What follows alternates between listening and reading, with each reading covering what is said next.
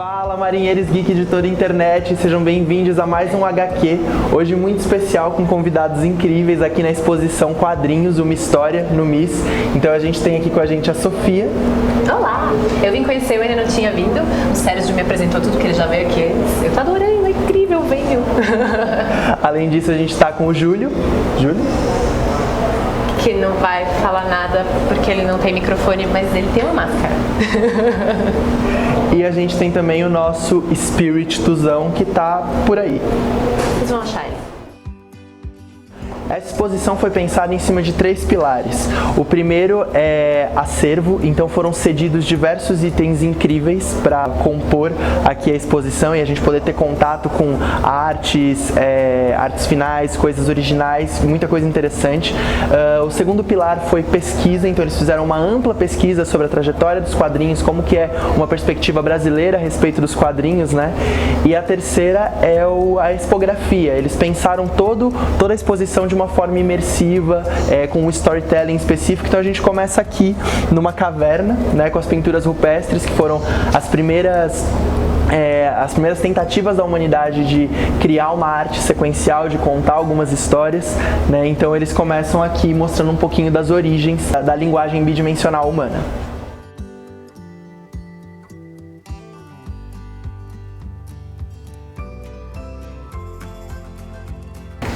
Bom, aqui no MIS a gente tem várias sessões diferentes. Uma delas é a do mangá, que ela tá bem legal, tá bem organizada, tá com vários pilares, com vários mangás diferentes neles, muitos deles antigos. Eu achei bem nostálgico. Assim. Bastante nostálgico. Temos um mangá de Fullmetal, Dragon Ball, Naruto, e temos até coisas mais novas como Attack on Titan.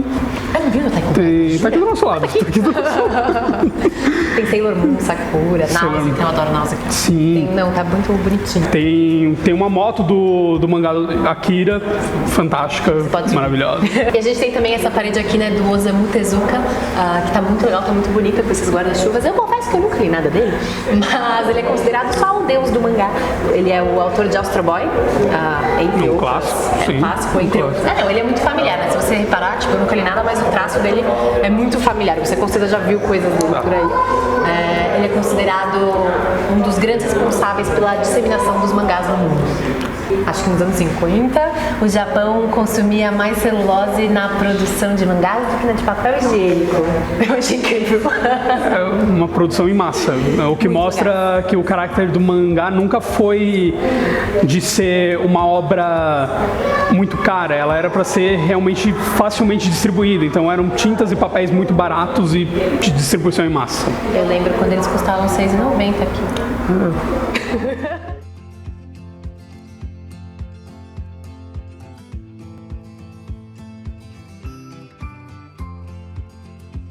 Aqui é a área sobre a Maurício de Souza Produções, sobre a Turma da Mônica. Com certeza qualquer pessoa que lê quadrinhos hoje em dia já leu muita Turma da Mônica. Até quem não lê quadrinhos eu acho que já leu Turma da Mônica na vida. E aí tem muita coisa interessante aqui. Tem a primeira tirinha do Maurício de Souza, que na verdade é uma tirinha do Franjinha.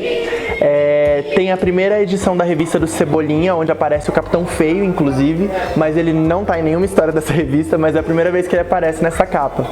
Tem uma área reservada a mostrar todos os processos de arte dos quadrinhos, indo desde a parte do roteiro passando pela arte finalização até chegar no gibi impresso. E tem uma área destinada também aos Graphic MSPs, que são essas Graphic Novels com os personagens da Turma da Mônica, mais ilustradas por quadrinistas e roteiristas famosos brasileiros.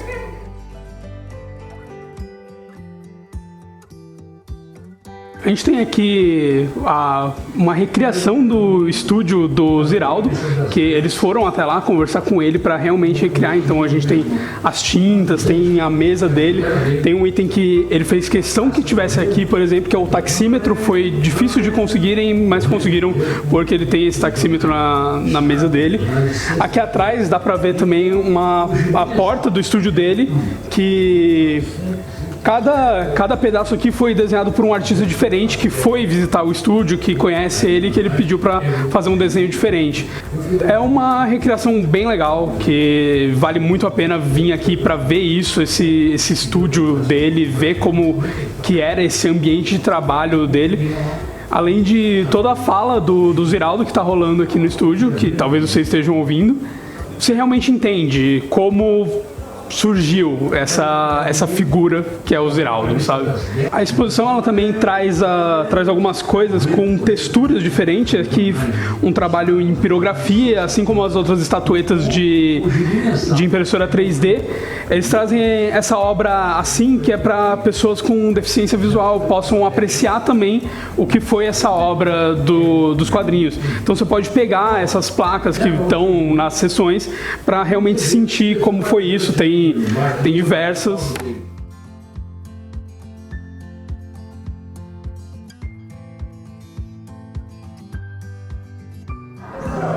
E é legal também dizer que aqui tem uma seção da Marvel, tem alguns quadrinhos muito raros, tem um quadrinho do Quarteto Fantástico, que ele é tipo raríssimo, muito raro mesmo, e tem algumas, digamos, interações assim que são muito legais, tipo essa obra que eu aprontei. Vocês sabiam que na metade do século XIX a gente tinha um quadrinista brasileiro antimonarquista falando mal do Pedro II e falando a favor da abolição da escravatura? Exatamente, e é muito interessante porque os quadrinhos, os desenhos que ele fazia, eles ainda são anteriores aos primeiros quadrinhos americanos, né, que eram os do Yellow Kid. Então é muito legal ver que realmente ele é um precursor mesmo nessa arte sequencial. Não, eu não fazia a menor ideia, eu descobri aqui. A gente descobriu. É muito importante falar o nome dele. Exatamente, o Angelo Agostini. Angelo Agostini. E é muito legal porque tem questões como, por exemplo, o Joaquim Nabuco tem uma frase dele aqui que diz que a revista ilustrada que o Angelo Agostini editava, ela foi a Bíblia abolicionista para aqueles que não sabiam ler. Sejam bem-vindos à Chaverna. Mentira, mas eu adorei essa sessão. Nós temos aqui vários livros, entre eles muitos clássicos e que foram adaptados para os quadrinhos, né? Então, ela vai mostrando aqui nessa televisão um pouquinho desses quadrinhos e aí acende o livro que está mostrando. Eu achei maravilhoso. É pequenininho, mas é especial.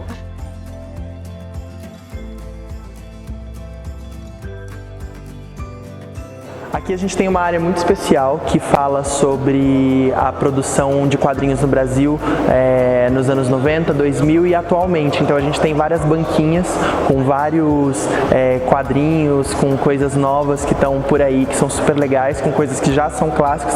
E temos aqui também a nossa querida Laerte, maravilhosa. Tem uma área aqui toda destinada a ela, tem alguns quadrinhos, umas tirinhas muito boas dela, então é uma parte que vale muito a pena conhecer.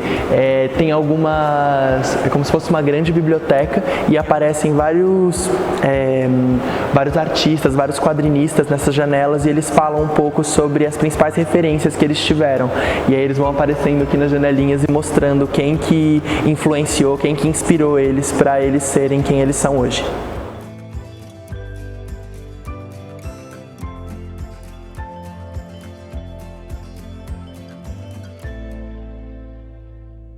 A gente está aqui com a Tássia Moro, que é uma das diretoras de produção da exposição Quadrinhos, e a gente queria fazer algumas perguntas. Queria saber por que trazer uma exposição sobre quadrinhos aqui para o MIS. Então, essa ideia surgiu há muito tempo atrás, há uns 2 anos e meio, quando a gente começou a receber propostas com temáticas voltadas a quadrinho para fazer exposições aqui. E aí a gente recebeu algumas, aí a gente pensou, por que não fazer uma que fosse tudo, que contasse uma história das histórias em quadrinhos, através de uma visão brasileira. E aí há 1 ano e meio atrás a gente amadureceu essa ideia e convidou um curador, que é o Ivan Freitas da Costa, que é um dos especialistas isso no Brasil hoje, para poder contar. Olha, a gente queria fazer uma exposição sobre histórias em quadrinhos, mas como? Se é uma coisa tão vasta, um universo imenso, né? E aí a gente fez todo esse recorte dentro de uma visão brasileira, que para o brasileiro é muito influente, desde lá atrás até hoje. Então a gente fez esse recorte, foi um processo que durou. Na verdade, a ideia surgiu há 2 anos atrás, e 1 ano e meio a gente está trabalhando no projeto mesmo. Que legal. E nessa exposição tem muitos itens foram cedidos, né, por colecionadores, etc. Qual que é o item que você acha que é assim o mais raro que vocês têm aqui? A gente tem muita coisa rara, são mais de 600 itens, né? A gente tem muita coisa rara brasileira que nunca saiu. Por exemplo, uns jornais que tem o do Ângelo Agostinho, são muito raros, são coisas antigas, né, do século XIX. A gente tem uma tira do Bob Kane, que é o criador do Batman, que também é uma coisa muito difícil. O primeiro exemplar da Luluzinha, a gente tem um Ziraldo, tem o Maurício de Souza, então são várias coisas que são difíceis do público ver. Sim. E que ficam naquele universo do colecionador que fica só para ele, né? Então a gente acabou convencendo alguns colecionadores a cederem uma parte das coleções para a gente poder mostrar para o público que é um universo que é muito vasto, né? Qual você acha que é a instalação que é imperdível aqui, o lugar que a pessoa não pode deixar de ver aqui na exposição? Essa sala, por exemplo, para mim é uma das mais imperdíveis, que está muito bacana, porque a gente faz um recorte tanto de coisas antigas quanto o que está hoje na banca, que as pessoas conseguem adquirir, né, dos quadrinhos. Aí tem os super-heróis também, que é o apelo geral, né, do público. A Batcaverna, a sala do Maurício de Souza e o estúdio do Ziraldo, que pra gente foi uma recriação 100%. A gente foi na casa dele, foi até o estúdio, perguntou pra ele o que não podia faltar, né? E ele apontou, então foi tudo escolhido por ele, a dele. Que então, legal. é uma coisa que você só vai ver aqui, então tem que ver. É muito interessante que vocês trazem para cá, além da exposição, tem toda uma série de eventos, né, cursos que estão rolando aqui no MIS. Você podia falar um pouquinho mais pra gente sobre o que vai rolar ainda para o pessoal que acompanha a Maré Geek poder saber o que vai acontecer aqui ainda? Uma das nossas preocupações era que durante toda a exposição a gente tivesse uma programação paralela muito ativa, até porque nem tudo está aqui dentro, então a gente tinha diversos outros cenários que a gente tinha que abordar. Então a gente vai ter programação sobre diferentes segmentos de quadrinhos, já teve sobre mangá, já teve sobre lançamentos. A gente convidou várias editoras para virem aqui para o MIS lançar. A gente tem um estúdio ao vivo lá na frente que a gente vai convidar sempre de final de semana um quadrinista para trabalhar ao vivo enquanto as pessoas visitam a exposição. Também está fazendo super sucesso. A gente aí vai ter mostra de cinema, cursos até o final da exposição, programação. Em janeiro a gente tem um evento sobre dublagem que vai falar sobre quadrinhos. Aí, então a gente cinema vai tentar fazer várias vertentes para poder solucionar essas lacunas que a gente não consegue colocar dentro da exposição, mas que é um universo imenso, então vai dar para atender todo o público. Que demais. Então, muito obrigado, Tássia, por falar com a gente, por receber a gente aqui. Foi realmente incrível para nós. Obrigada a vocês.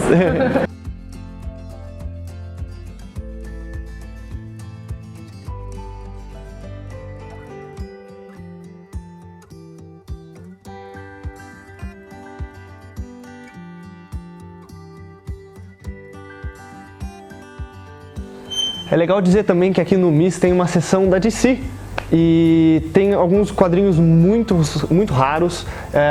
Tem uma seção também do ilustrador, que é o Ivan Reis, que mora em São Bernardo, ele mora tipo aqui perto, e ele cedeu mesmo o original, a capa original que ele desenhou. Ele esteve no começo da exposição aqui, e o legal é que essa ilustração do Ivan Reis, na verdade, ela é uma grande imagem. E ela foi, na verdade, dividida em 6 partes para fazer a capa de 6 quadrinhos diferentes. Esse espaço é muito legal porque, na verdade, ele é uma Batcaverna.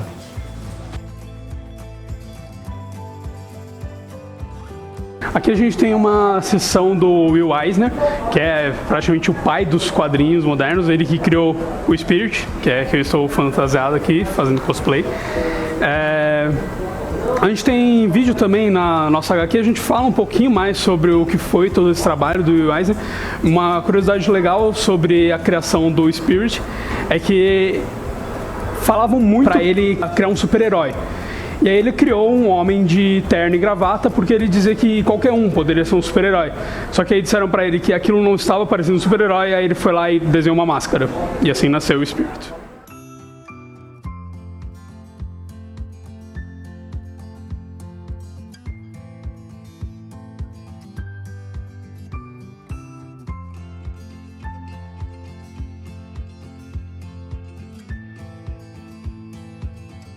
E aqui é a seção sobre quadrinhos norte-americanos. Essa instalação foi pensada como se fossem caixas, né, como se fosse um grande porto, porque a produção dos quadrinhos se inicia muito com imigrantes, né, uma produção que acaba vindo muito de fora. Então eles criaram essa ideia dessas cargas chegando ao país. E aí tem muita coisa interessante aqui, tem uma parte falando um pouco sobre Sandman, sobre Mouse, tem, por exemplo, uma arte original do Dave McKean para Orquídea Negra, que é uma HQ que ele também que foi escrita pelo Neil Gaiman e ele desenhou.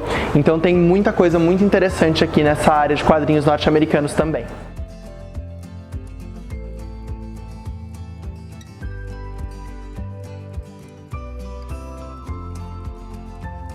Gente, vocês amam o Garfield? Porque eu amo muito o Garfield. Eu fiquei muito emocionada com o único item que foi feito para essa exposição que o autor do Garfield fez, né? Então tá escrito Welcome to the Museum of Image and Sound, né? Então bem-vindos ao Museu de Imagem e Som. E aí tem o Garfield perguntando onde que é o snack bar?